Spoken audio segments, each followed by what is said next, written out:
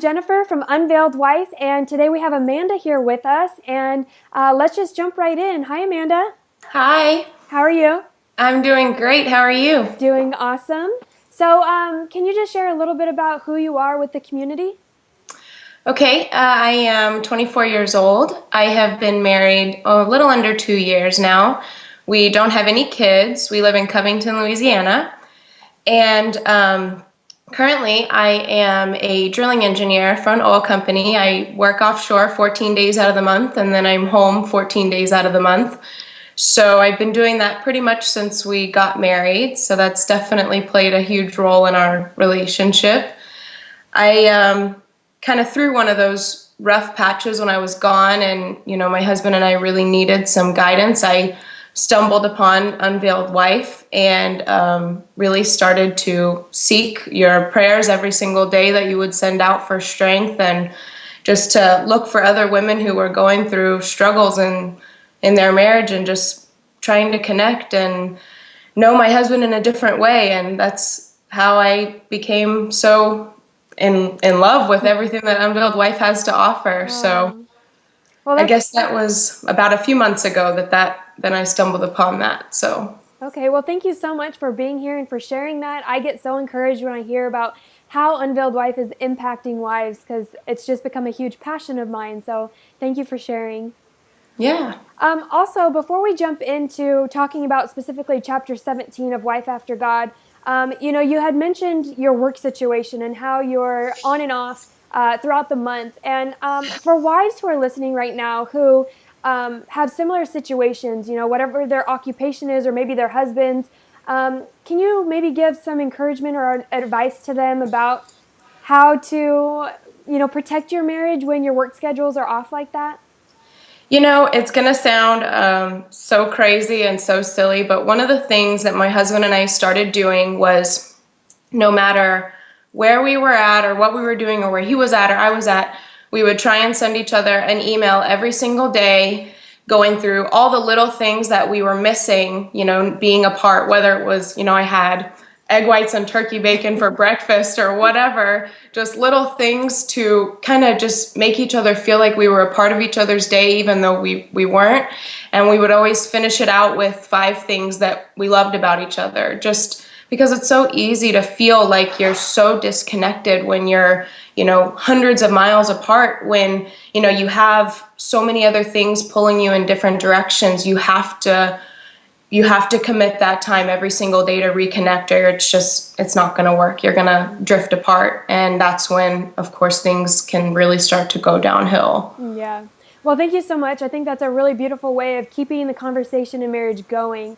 And, Yeah. for wives listening right now, no matter what your situation is, I think that this is a valuable tip to implement in your marriage if you'd like to. So, well, let's jump into chapter 17. It's all about wisdom. And the title for this chapter in Wife After God is called Wisdom Calls Out. And was there something specific that stood out to you in this chapter? Yeah, something that, and this is kind of always, I felt like, been on my heart, that a lot of times I feel like women don't want to bother God with their problems. They feel like their problems aren't important enough for God to consider, or that they're not worthy of his time. But another thing is that sometimes we feel like we've got it all figured out. We've considered every single factor, and that there's really nothing else that we would be missing or forgetting about. But as you mentioned in chapter 17, 1 Corinthians 1:25 obviously proves that's not true, and that even the most foolish of God's plans is wiser than the wisest of human plans.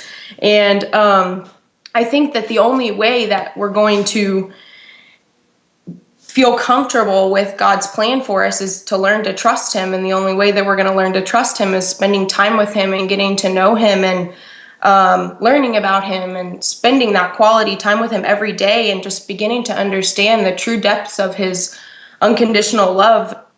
It's so hard sometimes for us to grasp that no worry of ours is ever too big or small for Christ's love. And that was something that I just hit me like a sack of bricks when I read that, of so many women struggle with that, with those issues. Yeah, absolutely. So, what do you think is the greatest piece of wisdom God has given you this far for your role as a wife? Oh, I would probably say, I guess two. The main one would be him first, my husband second, and family third. It's so easy to get those out of whack, and I've seen for myself the kind of you can think that you're rolling along great and everything's going great in your marriage and with God, but it only takes one day to realize that your priorities are out of whack, and then you're all of a sudden feel lonely and you're left with nothing because you weren't leaning on God, you were leaning on your husband for everything, and that's unfair to him. And I was fortunate enough that God showed me pretty early in our marriage that I needed to spend quality time with him every single day. And of course it's important for everyone, but I guess he had me recognize early that I couldn't be a selfless, patient, understanding, loving wife if I didn't seek him daily. And the world would win and infiltrate my heart every time if I didn't put him first. I totally identify with that. I know for me, my attitude starts to change when I haven't spent that time with God. And I try to do it every morning, but there are days that, I wake up late or my son's up before me. And it's those times that I respond to my husband a certain way. And all of a sudden we're fighting or arguing or something. And I have to stop and tell myself, this is because I have not been with God. And I haven't surrendered to him, my frustrations or my thoughts or whatever. So yes, I would totally agree with you that spending time with God is so important, so valuable. And that is where we go to get our wisdom. That's how that's how we get filled up, and that's how he starts to transform us and teach us how to be awesome wives.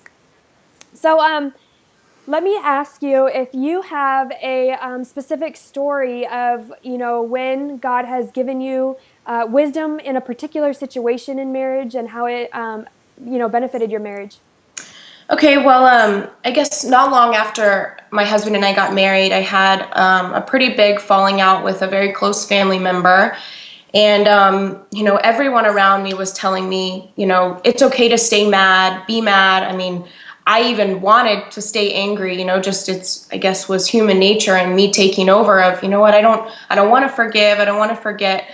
And I recognized that it was becoming destructive to my marriage for me to hold on to this anger, and it just put such a wedge between us.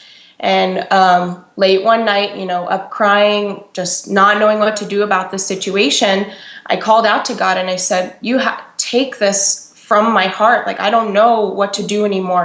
Heal me from this anger and this bitterness. And I don't want this to be a wedge between Jacob and I. I want us to be able to move on and get over this. And it was like that next morning I woke up and my heart was light and I felt like I had this burden just gone.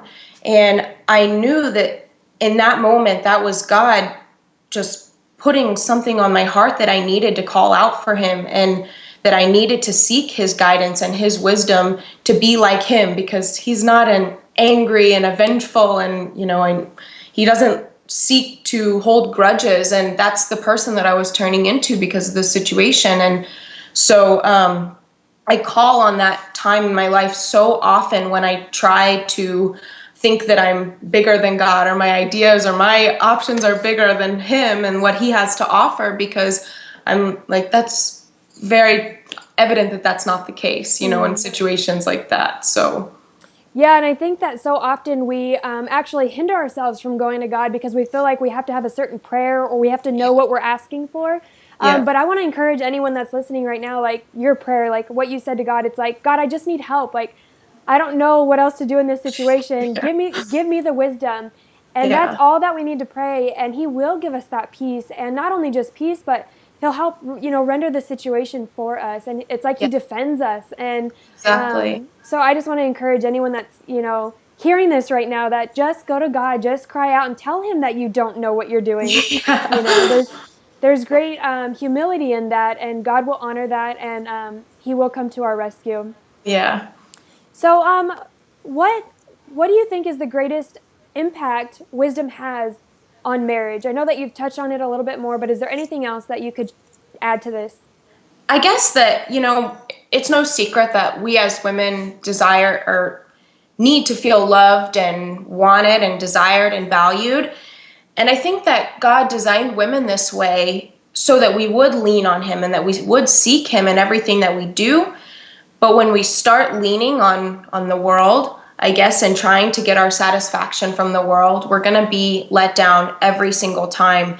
And it's sort of a vicious cycle, because then we start looking for our our satisfaction from things of the world, and we don't feel worthy of for our husbands, for our families, as a mom, as a wife, or wherever stage you are. Mm-hmm. And we don't even feel worthy enough for God.